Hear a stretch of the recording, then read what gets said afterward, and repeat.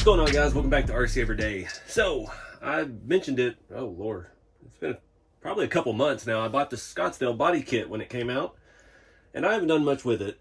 Honestly, it's still sitting here. You know, I've got my new chassis coming out soon that this body fits, and that's all I'm gonna say about that right now. Stay tuned to the channel for more details and things to come with that.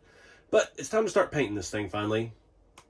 And in this video, we're going to find out that I don't have room in my shop anymore to actually work. So with all this shipping stuff and dealing with the website and the kits and storing parts and all that, it's pretty cramped in here. I just had to dig out my sandpaper. So we're going to start with this body. This video is going to take me a week or so to get done, but it's just how these things go.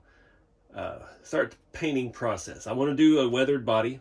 You know, I've got the blue Scottsdale. It's all nice and shiny, and nice and shiny is not my normal MO, so we're going to patina this. I've got a color scheme in mind.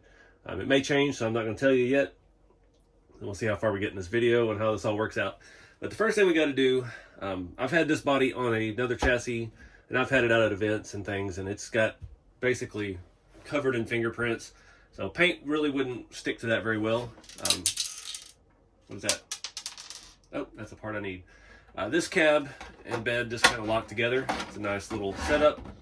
So the main thing with these, it's just like the Blazer. It has some casting lines here on this front fender. So the first thing I'm going to do is start looking at working those out. I've got some 600 grit sandpaper and 1000 grit. Don't want to take 280 to the bare plastic because you'll be trying to smooth it back out. I've got some of the parts in here. I don't have all of them. Not sure if I want to put the tailgate together before we paint it or after. We'll think about that. I'm not even sure if we run this or not. I'll have to look at the Scottsdale. I think this is just for if you run the cab by itself and you have your cab back. Yeah, and if you hook it to the bed, it bolts through those holes. So we don't even need that piece. That's good to know. The hood and everything looks good. I haven't had the hood out, but it's just, that's the only thing. There's a casting line that comes from the rain gutter all the way down the front here, and it's got a little bump in it. So not quite as bad on that side. There's a little bit of a line right here. So we're just going to try to smooth some of that stuff out. So I'm going to start with the 600 grit, and I just cut a small piece because I don't think it's going to take too terribly much to do this. Yeah, it's already pretty well knocked down. We're just going to have to smooth out everything around it when we get there. So I'm going to do this for a while with some music off camera. I'm going to get it down to where I'm comfortable, which that already feels pretty good. I think we could take, I got to get up here a little more. It's not going to take much of the 600, and then we'll come back with the 1000. And then after that, I'm going to get one of my red, that one right here, red Scotch-Brite. I can't remember what grit this is. This comes in red and black, and I think some other colors. This one is pretty well worn, but I like to scuff the entire body with this. Just gets the sheen off of it. And it's going to help our primer attach to it. So I use automotive paints, not like fancy spray gun kind, but just your automotive primers and things that you would get at the auto parts store. On the rat rods lately, I've been using a U-Pole brand paint or primer because it's a heavy build sandable primer. And this being as smooth as it is already, we're not going to need that. So I'm going to go back to the Rust-Oleum. I know I've had so many issues with it spraying good. If we have to, I'll soak the nozzle in some thinner overnight, and we'll get a good spray out of it. Because I know that primer is going to be thinner. It's not designed to be sandable, so it doesn't have a whole lot of build to it. Because we don't need to finish out a lot of imperfections on this. This is really the only issue on the entire body. Is that one little ridge, and that little ridge right there. And then, yeah, once we get the primer on, we start talking about colors and graphics and two tones if we go that route. So I'm going to get started.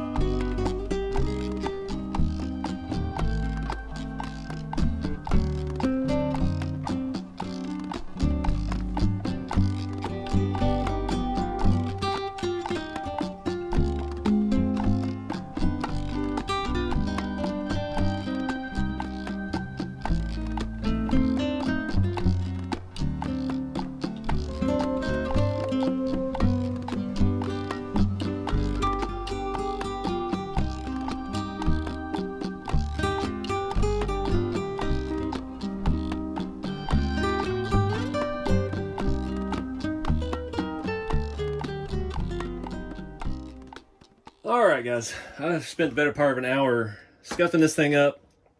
I tried to use a tack cloth to get all the dust off of it, and the tack cloth I had was dirty, so I got a lot of the dust off, but it's not perfect, not ready to primer yet. You can see I've stained a couple spots here and there with the whatever was on that. It's actually warm to the touch and rubbing on it so hard. I've got a clean, well, somewhat clean cloth here. I'm just going to wipe everything down one more time before I take it out. I'm going to try to do this right. I know I say that every time. I'm going to try to do light, thin coats of primer. It's hard. We'll see how it sprays. I've had it sitting by the heater, but it's not really... We've got good weather right now. It's going to rain here in the next 4 hours or so. So it's not really humid yet. So I'm trying to use that to my advantage to get a good layer of primer down. Probably have to let it dry all weekend because it's supposed to rain all weekend. So we'll see how it goes, but just want to give this thing the best chance to be as smooth as possible. We are, like I said, doing a patina job, so I'm not super worried about it. Perfection anyway, not super worried about that. I did get most of that casting line out. You can see it a little bit right here, and it's on the other side as well, short of putting some filler on it. Also, there's a pretty good casting line around the back window. I didn't work as hard on that. You can still see it at the top. You really can't see it that much, even this one on the painted body from RC4wd drive, so I'm not super concerned with it. So I think we've done enough, we've done more than the factory did, so obviously it's going to come out even better. And we're going to have multiple layers of paint and weathering and all that jazz, so definitely should hide the rest of that for me. What am I forgetting? I think that's it. I did the underside just a little bit, just enough to knock some of the sheen off. I didn't do it nearly the level that I did the outside. I mean, we're just going to have overspraying stuff on the inside of the body. If we want to later, we can mask it off and come back and spray it black. Done that on a few rigs back in the day. And, yep. I'm going to continue to do this, and then we'll see how it sprays. One thing, once you've sanded on one of these bodies, take extra care. This microfiber is actually working pretty good. Get the dust out of the little door cracks and fender gaps and these little gaps around the windows. Yeah, because that stuff will mess up your paint real quick. I actually ran the tack cloth into some of these holes and things like that, and got most of that out, but just something to think about as well. Like this front, there's a bunch of stuff up inside of here that I've got to work on. These little notches in the cowl, things like that. You don't want that stuff blowing around into your paint. All right, guys, next day I managed to not mess up the primer. Did a real light coat, and I just had to come back and get a couple spots. It's not 100% coverage. We don't need that much primer on this. The primer, excuse me, the primer is mainly just to show through when we sand the paint down. And well, when we paint the rat rods and all the videos I have on painting the rat rods, we're painting 3D printed plastic. It's got a texture to it, or the older stuff had print lines and things like that. So you need a higher build primer to try and fill in some of that and smooth it out. This truck was already pretty smooth. We scuffed it up good. Did pretty good on those casting lines. There's still a little bit of mark here and there. Again, this is a patina truck. If we were going to try to do a show quality paint job, which I would not try to do, we'd try to do a little bit more work with the primer, but it is plenty good for the direction we're going with it. You see I got a little bit of gray at the head of the bed and on the fender wells and up here, but for the most part I got it where it needs to be on the sides, the body panels. Hood's got a pretty good coat, tailgate. I did not prime the inside. There's not any point with the primer. We want to do body color on the inside, so that's the next step. Unfortunately, I'm using all the paints. I'm mad at it right now. I've used my Rust-Oleum primer, which has been splattering real bad. Luckily, we didn't have that issue. We had a good temperature yesterday. I'm using the Rust-Oleum 2X paint and primer in one because it's the colors I have that I want to use. Trying to look at it, I've got it sitting by the heater right now, warming up. We did get rain overnight, and it's still raining today. So that's going to be fun. So the first thing I'm going to do is paint the insides. I want the body color on the inside of everything. I want to do the inside of the cab real well, get paint in there so when we do the interior, you can see the parts that would be metal on a square body.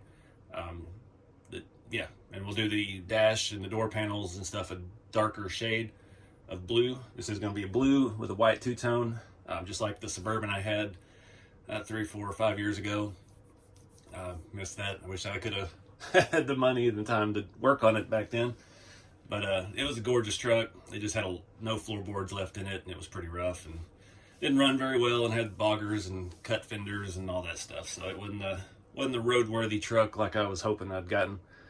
But anyway, I've been wanting to do a blue and white RC ever since then. I really wanted to save and do that color combo for a Suburban, but it's been a long time since I've done any styrene work, and trying to make one of these into a Suburban is a little bit out of my area of expertise right now.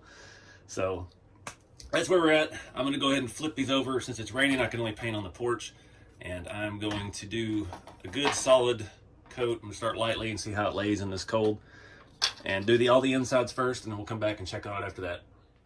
Just as I was about to spray, I realized there's really no point in having these two pieces separate anymore. Tailgate inside section can go ahead and go in, and it'll get painted with the inside of everything. I'm not using any serious glues and activators and stuff on this. This pretty well snaps into place on its own, so it'll stay put while that glue dries.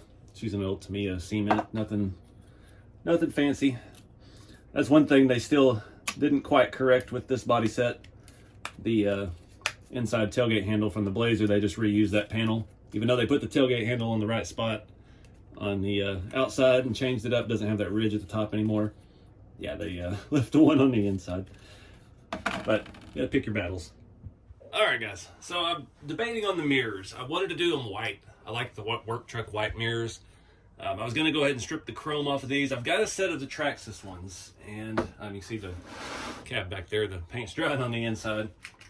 These are a different setup. So these actually have 3 screws and a piece that goes inside the body because they're made to mount to Lexan, and yeah, a lot smaller. That's a big point of contention with the RC4 drive ones. The mirrors are a little large. The only thing I don't like about the Traxxas one is there's no actual mirror. It has a terrible looking printed sticker that it's not reflective at all. Yeah, it's ugly. You can see it in there. It's yeah, that's not a mirror. So I don't know what I'm gonna do.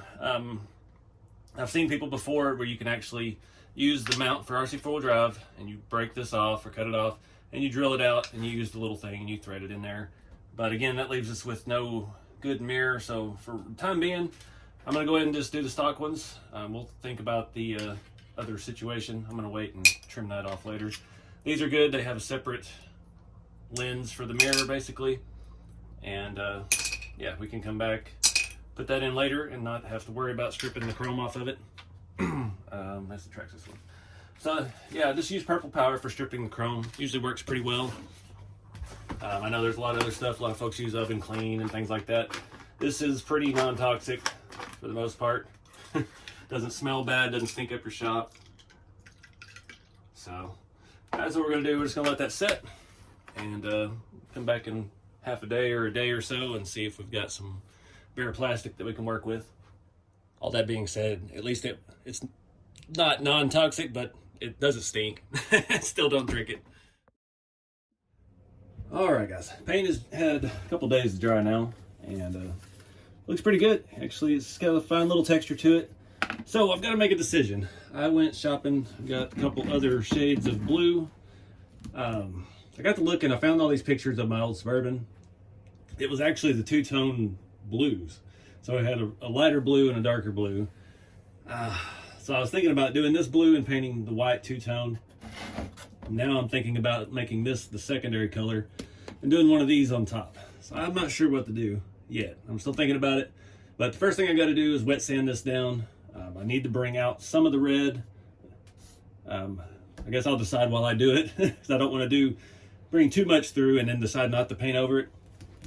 I did this once on one of the Rat Rod kits, and I used another blue. It was very bright blue on top of this blue, and once it sanded through, that other blue come through, and it actually had a really neat look. It made it look like faded spots.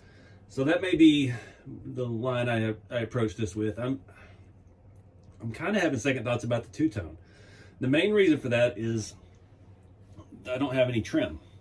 And it has the stickers, the body set comes with stickers, but I I don't want to have sticker trim. That's just the fact of it. So I'm thinking, I've got other blues. These will be great for the interior as well. So I'm thinking we're going to go ahead and wet sand this, and I may just do a solid color. That's been kind of a hang up point for me about it. I've seen some people make trim styrene and things, but yeah, I just don't have patience for that, honestly. So I'm gonna start sanding. We'll figure out as we go.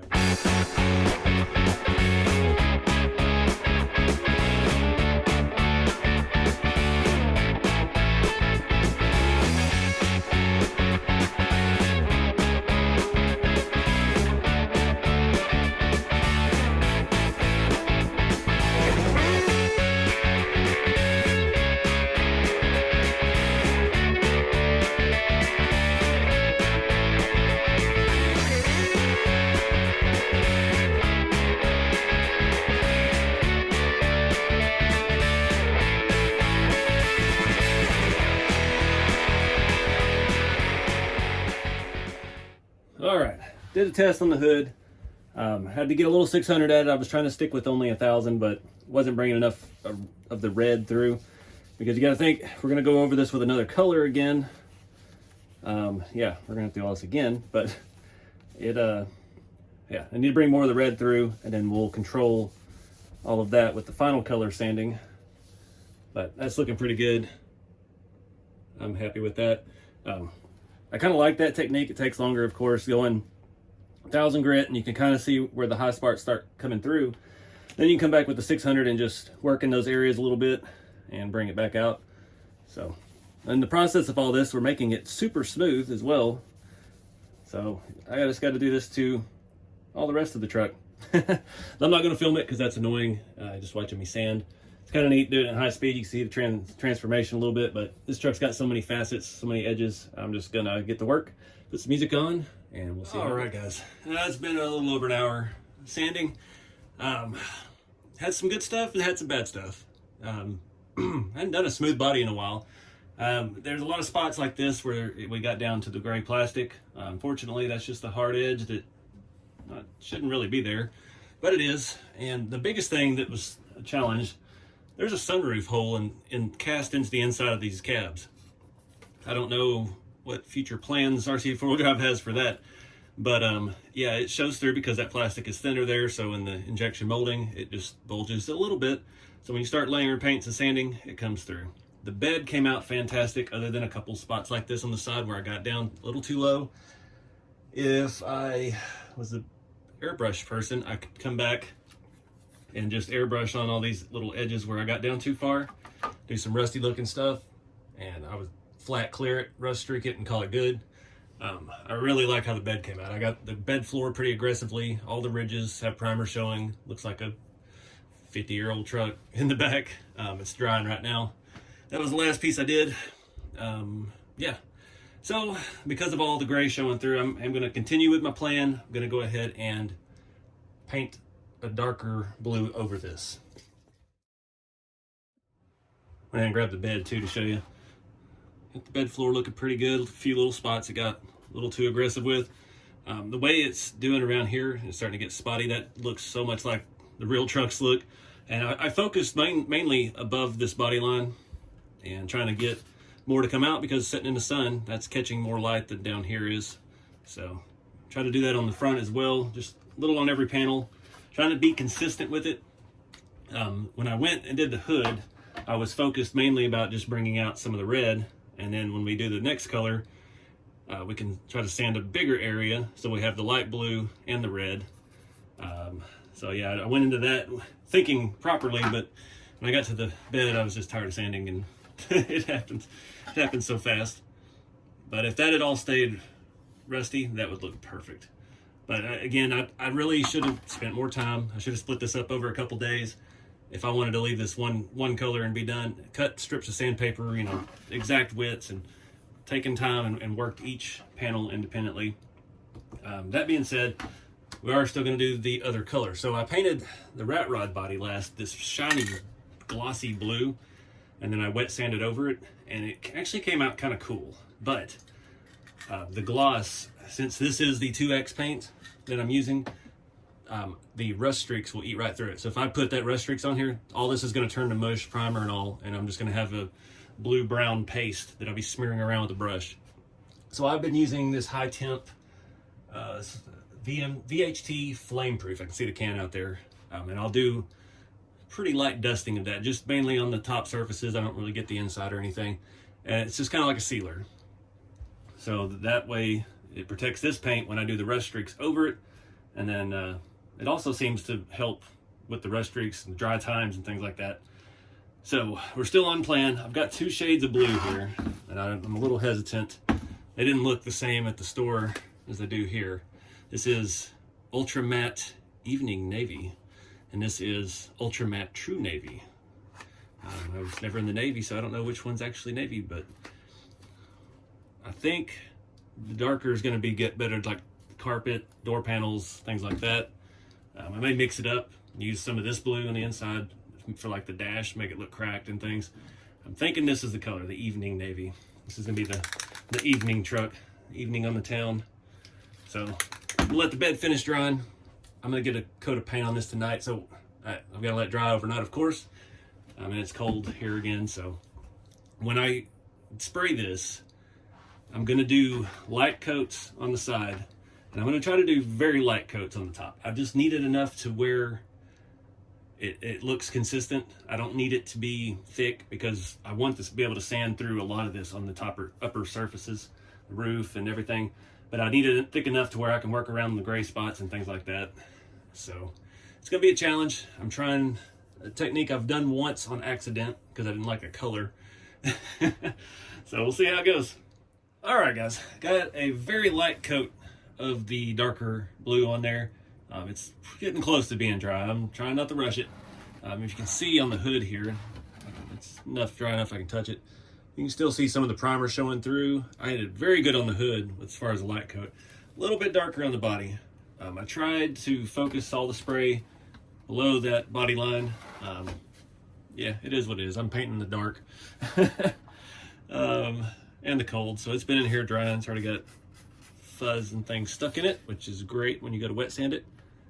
But it's looking, I don't know, it looks strangely metallic, but it's just a matte color, so I don't know. Yeah, just let it finish up drying. I'm gonna wet sand this with 1000, and I'm gonna be very particular with where I sand. I'm trying to not bring out any of the primer. If I do that, then I'm kind of messing myself up, and I'll have to reduce, not the primer, I'm sorry, the gray plastic. I can bring out the red primer. That's the whole point of sanding another layer down, so the red primer is closer to the surface. So like these flat areas, we can bring it through a little bit easier up on these body lines and things like that where we want it, the ridges on the bed and all of that. I think it just looks metallic because it is so thin. All right, guys, it's been a couple days. I finally got everything sanded. I ran out of sandpaper and time the first day, so got it kind of mocked up. Learned a lot of stuff. So doing these 2 colors, it's a great effect. You bring the lighter shade through, it makes it look nice and faded. Got areas like this. Not sure if the camera's really doing it justice, but looks fantastic. I went a little too hard on the first layer so the red, you can see I've got a lot of the gray plastic showing through. It just came through, and it kept coming through every layer. Probably should have done 2 coats of the primer, but here we are. So this is what we get. It's going to come out pretty good. So I'm not complaining, but definitely learned a thing or two through this process. The bed, I really came out really good because I learned a lot at that point. Still, the other side has a big white line right there. Where the gray primer showed through. No way to get around that. It was already there from the previous 2 layers, and it is what it is. But I got the bed floor. I just got this sitting in there. The bed floor, I was really excited about it.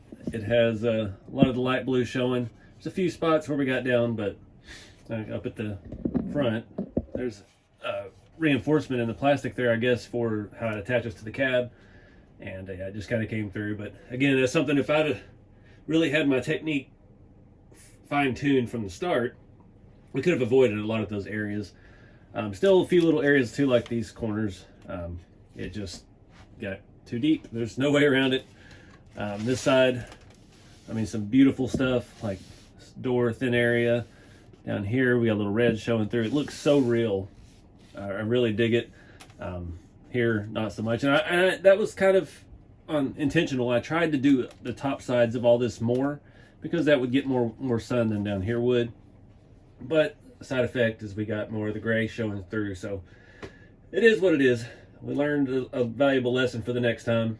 So the next step for this thing is to, I've got to do the matte clear. So I hate to do that because it does add a little bit of depth, but it also darkens it. It adds a little sheen to it. I typically don't sand that. I'm not sure. We'll see how it takes. I've only ever done it on a rat rod before, so I don't know how it'll take to this really smooth surface. And it's obviously going to be very different. But yeah, got to get the matte clear. It's a VHT. Let me just grab it for you real quick so you can see exactly what I got. All right, so that's what I've got. I don't know. This stuff's expensive. It's high temp. It's for doing engine parts and brake calipers and things like that. We get it at AutoZone, I think. Maybe at O'Reilly's too.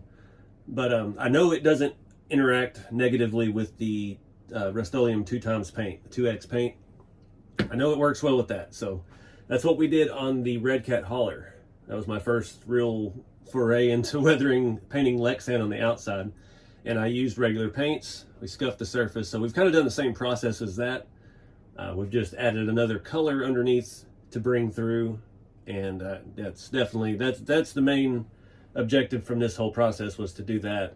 And stuff like this just looks fantastic. There's some areas that are just spot on, and then some where it's just got a little carried away.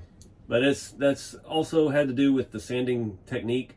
I found with the wet sanding, circular motions work best, but when you've got a tiny little area with a ridge that you can't really see, that's actually there, but you couldn't really see it, it immediately works down through it. So it's a double-edged sword. It's just going to take more practice, but I'm digging it. So I'm going to go ahead and spray this on there. I'm going to let this set up overnight.